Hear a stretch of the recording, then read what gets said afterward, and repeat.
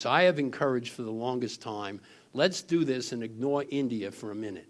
If we can get everybody done but India. See, India's got a problem, though. They just had a great election. But they literally have 800 million people in farming. So, they generally throw out the government when they get ready to make a deal that might open up their markets. But I think we're close to a deal. I think a new face in town. I'm very impressed by the trade rep.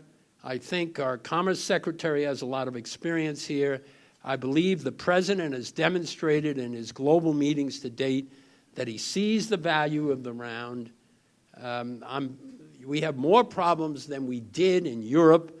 Sarkozy and a lot of those folks are getting a little shaky about it. But what we're going to try and do is say it's the ultimate global stimulus.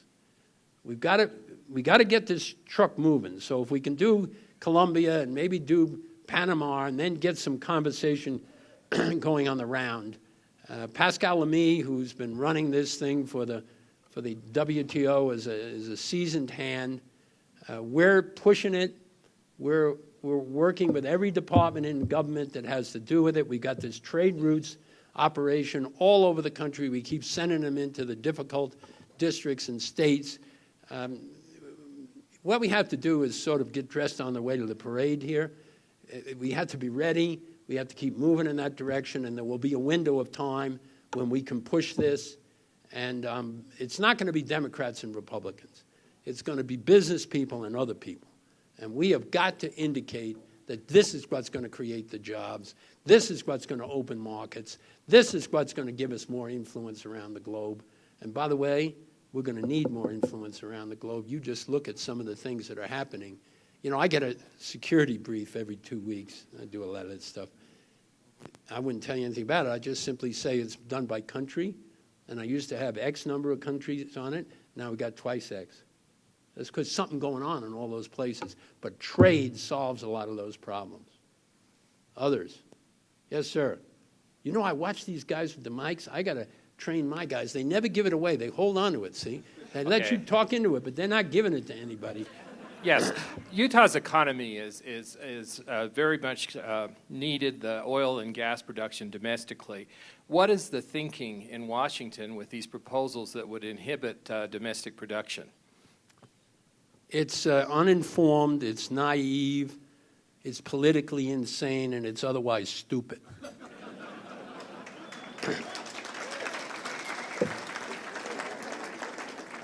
We use 20 million barrels of oil every day.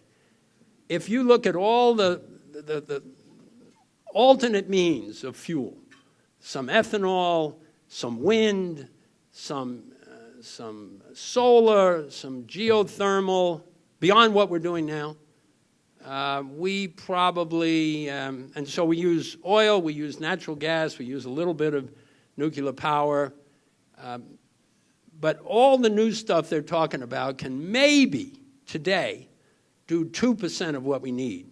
All right, I'll give you, we'll triple it. So it's 6%. You still have 94% that you're going to need. And the idea, while everybody's walking around saying that this country needs to be energy secure, that we shouldn't send all this money around the globe, we should create our own sovereign wealth funds, that we should hire a lot of people in this country to deal this kind of stuff. And when we had $4 a gallon, everybody in the country thought we ought to get to it, but we need to do it. And by the way, I know Secretary Salazar, and he came in and quickly shut off some of the gas leases. They got a lot of those kind of problems in some of the environmentalists. But he only shut it off temporarily. And it's going to come back. You know where I'm going on Tuesday? I'm going to Brazil, and it's very interesting to look at Brazil. If you drew a picture of Brazil and you do a picture, an outline of the United States, it looks almost the same.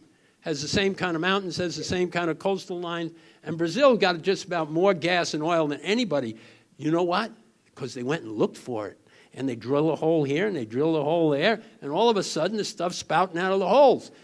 Now they're talking about selling it all over the world. And we need to go drill a few holes. I mean, the environmentalists I'm all for trying to do the CO2 thing in a reasonable way and have a clean, globally clean, and in the United States, a healthy environment. But I really think we ought to keep our kids working. I really think we ought to do this in an international way. I think we ought to take a very hard look at the science. And no matter what you do, no matter how much you multiply the numbers, it's going to be many, many, many years before we can turn away from coal and gas and oil. Unless you all want to get a bicycle and look like China looked like many years ago. You go to China now, looks like downtown L.A. So, I mean, in case you wonder what I think about that. And we're going to keep pushing that.